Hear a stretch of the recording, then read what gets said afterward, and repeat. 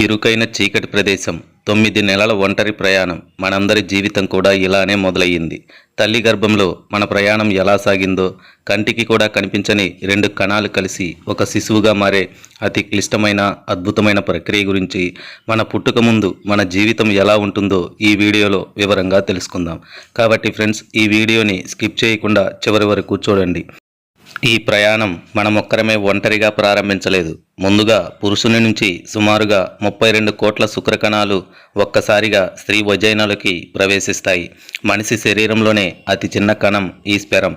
ఈ స్పెరం తలలో తండ్రికి సంబంధించినటువంటి జెనెటిక్ ఇన్ఫర్మేషన్, అంతేకాకుండా DNA రూపంలో నిక్షిప్తమై ఉంటుంది. ఇలా మధ్య భాగంలో ఈ స్పెరం జీవించి ఉండటానికి, ప్రయాణించడానికి కావలసినటువంటి శక్తినిచ్చే మైటోకాండ్రియా ఉంటుంది. ఇక తోక భాగం ఈ స్పెరాన్ని ఈదుతూ కదలడానికి ఉపయోగపడుతుంది. అలాగే స్త్రీలో ప్రతి నెల ఒక ఎగ్ రిలీజ్ అవుతుంది. మనిషి శరీరంలోనే అతిపెద్ద కణం ఈ అండం.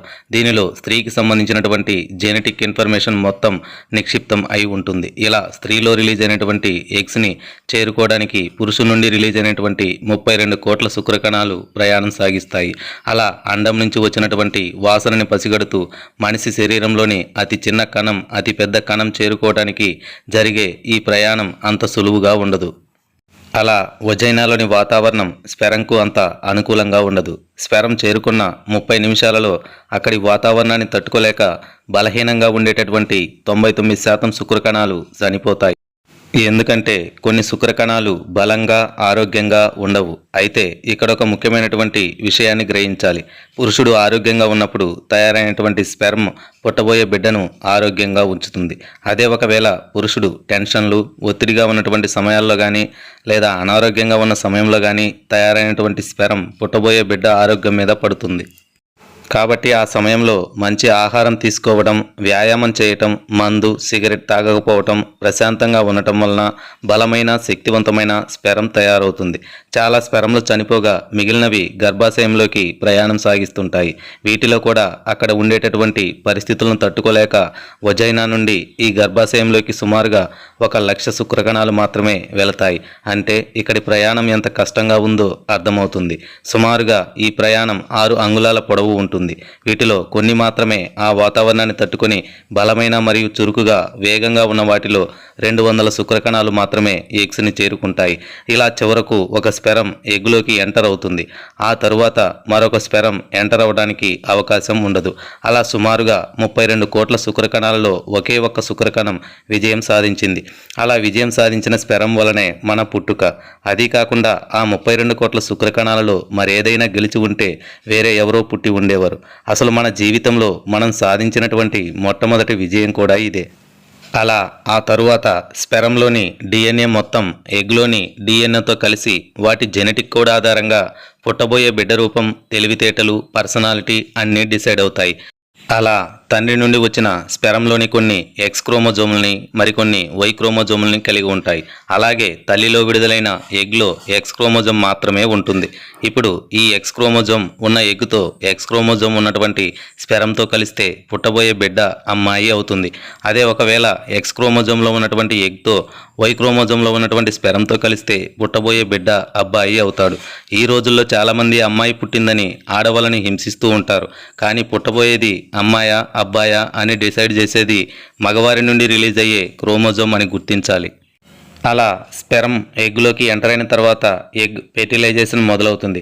ఇలా ఫెర్టిలైజ్ అయిన ఎగ్ని జైగోట్ అంటారు. ఇది 12 గంటల తర్వాత 2 కణాలుగా విడిపోతుంది. అలా ప్రతి 12 గంటలకోసారి ఈ 2 కణాలు విడిపోతూనే ఉంటాయి. అలా ఫెర్టిలైజేషన్ అయిన 3 రోజుల తర్వాత జైగోట్ 32 కణాలు ఉన్నటువంటి ఒక బంతి ఆకారంగా తయారవుతుంది. ఇలా ఈ ఎగ్ అనేది అండాశయం నుంచి ఫెలోపియన్ ట్యూబ్ ద్వారా క్రిందకు ప్రయాణిస్తూ గర్భాశయంలోని గోడల్లో అనువైనటువంటి వాతావరణం ఉన్న ప్రదేశం చూసుకుంటుంది. అలా 9 నెలల పాటు అక్కడే ఉండిపోతుంది. ఇప్పటి నుండి పిండం పెరగడం ప్రారంభమవుతుంది.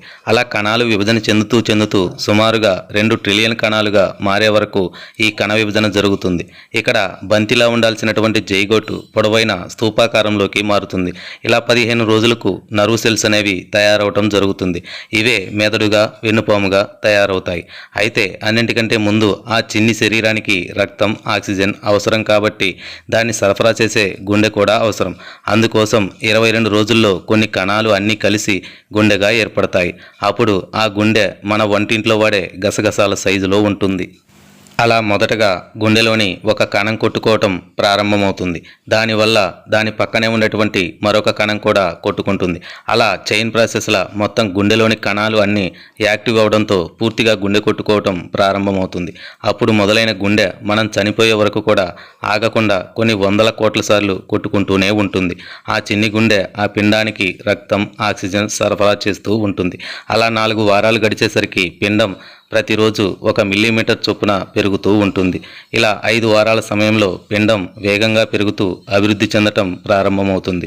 ఎంత వేగంగా పెరుగుతుందంటే కడుపులో ఉన్నటువంటి 9 నెలల పాటు ఇదే వేగంతో పెరిగితే శిశువు పుట్టేసరికి 1.5 టన్నుల బరువు ఉంటుందట. కానీ ఈ పెరిగే వేగం తరువాత నెమ్మదిస్తుంది. ఇలా 7 వారాలు వచ్చేసరికి నెమ్మదిగా కాళ్ళు చేతులు రావడం మొదలవుతాయి. అలాగే కళ్ళలోని రెటీనా ముక్కు తయారవుతాయి. ఇలా 8 వారాలు వచ్చేసరికి పిండం కొంచెం మనిషి ఆకారంలో కనిపిస్తుంది. అయితే ఈ పిండం గర్భసంచిలో ఉంటుంది. ఇది ఆమ్నియాటిక్ ఫ్లూయిడ్తో నిండి ఉంటుంది. దీనిని మనం తెలుగులో ఉమ్మనీరు అని అంటాం. అన్నింటికంటే ముఖ్యంగా ప్లజెంటా. ఇది తల్లిలోని రక్తం నుండి పిండం పెరుగుదలకు కావలసిన పోషకాలు రక్తాన్ని ఆక్సిజన్ని తీసుకొని బొడ్డుతాడు ద్వారా తలకు అందిస్తుంది. అలాగే పిండంలోని అవసరం లేనటువంటి వ్యర్థాలను తిరిగి తల్లి రక్తంలోకి పంపుతుంటుంది. 9వ వారానికే తల్లికి వికారం వాంతులు ఆందోళన రావటం ప్రారంభమవుతాయి. అంతేకాదు శిశువులో మెదడు చాలా వేగంగా అభివృద్ధి చెందుతూ ఉంటుంది. ఎంత అంటే ప్రతి నిమిషానికి 25 లక్షల కొత్త న్యూరాన్స్ తయారవుతూ ఉంటాయి. ఈ సమయంలో కేవలం తల్లికి మాత్రమే రక్తం ఉంటే సరిపోదు, శిశువుకి కూడా రక్తాన్ని అందించాలి. కాబట్టి తల్లి గుండె కొట్టుకునే వేగం పెరుగుతూ ఉంటుంది. అంతేకాదు శిశువు యొక్క గుండె వేగం కూడా నిమిషానికి 165 సార్లు కొట్టుకుంటూ ఉంటుంది. కాకపోతే శిశువు పెరిగే కొద్దీ ఈ వేగం 120 నుండి 150కి తగ్గుతూ ఉంటుంది. ఇలా 12 వారాలు అంటే ఇప్పటికే 3 నెలలు గడిచాయి. పిండం 10 సెంటీమీటర్ల పొడవు ఉంటుంది. ఈ శిశువు ఎముకలు కండరాలు పెరగడం ఆరంభమవుతాయి. ఇలా 13 వారాలు వచ్చేసరికి శిశువుకు వేలిముద్రలు ఏర్పడుతూ ఉంటాయి. ప్రపంచంలో మరి ఎవరికీ కూడా ఈ వేలిముద్రలు ఒకే రకంగా ఉండవు.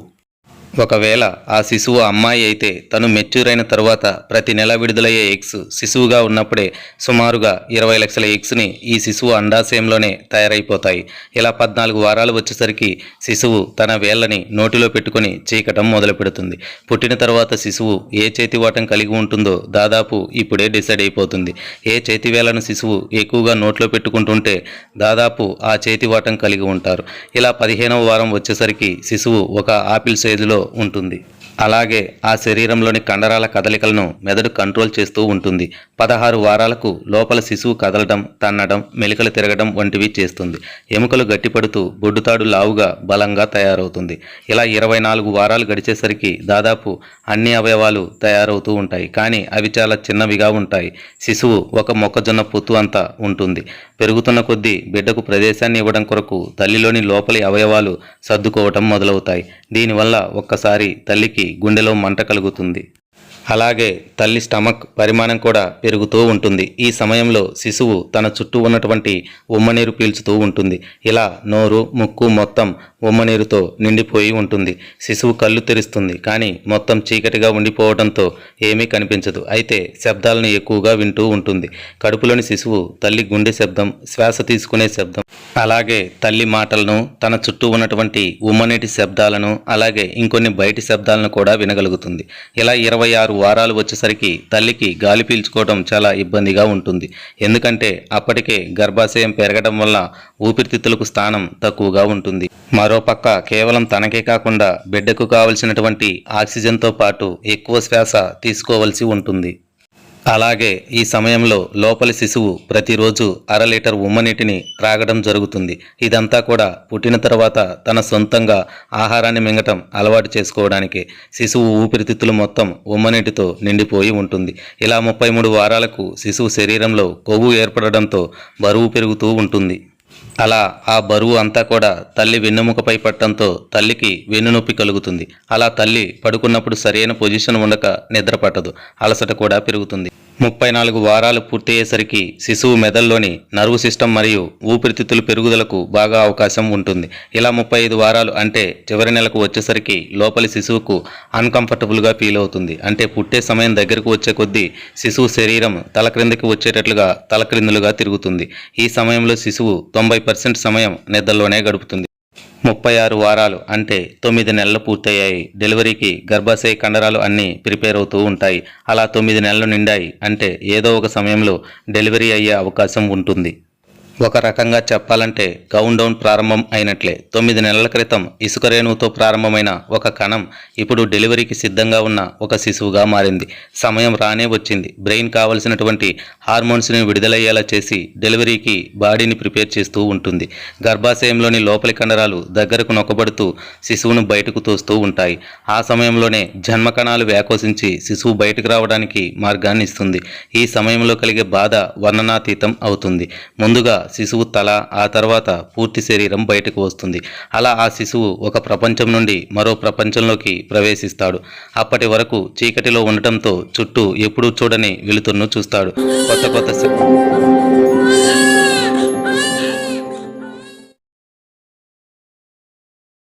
అలాగే ప్లజెంటాతో కనెక్ట్ చేయబడి ఉన్న బొడ్డుతాడిని కత్తిరించడంతో అప్పటి వరకు తల్లి మీద ఆధారపడిన శిశువు స్వయంగా ఆహారాన్ని మింగటం, గాలిని తీసుకోవటం వంటివి చేయవలసి ఉంటుంది. ఇలా ఒక కొత్త జీవి ఈ భూమి మీద జన్మించడం జరుగుతుంది. చివరగా 9 నెలల పాటు మనకు ఊపిరి పోసి మన బరువును మోసి ఎంతో వేదనను భరించి ప్రాణాన్ని సైతం తెగించి మనకు జన్మనిచ్చిన అమ్మని బాగా చూసుకోవాలి అని మనం వేరే ప్రత్యేకంగా చెప్పవలసిన అవసరం లేదు. సంవత్సరం అంతా పట్టించుకోకుండా వదిలేసి మదర్స్ డే రోజున స్టేటస్ పెట్టేసి అదే ప్రేమ అని అనుకోవటంలో అర్థం లేదు. అసలు మనం వాళ్ళకి ఏమీ ఇవ్వనవసరం కూడా లేదు. సరిగ్గా రోజుకు ఒక 5 నిమిషాలు ప్రేమగా వారితో మాట్లాడితే చాలు. అంతకు మించి మనం వారికి ఏమీ ఇవ్వనవసరం లేదు. మన నుండి కూడా వారు ఏమీ ఆశించరు.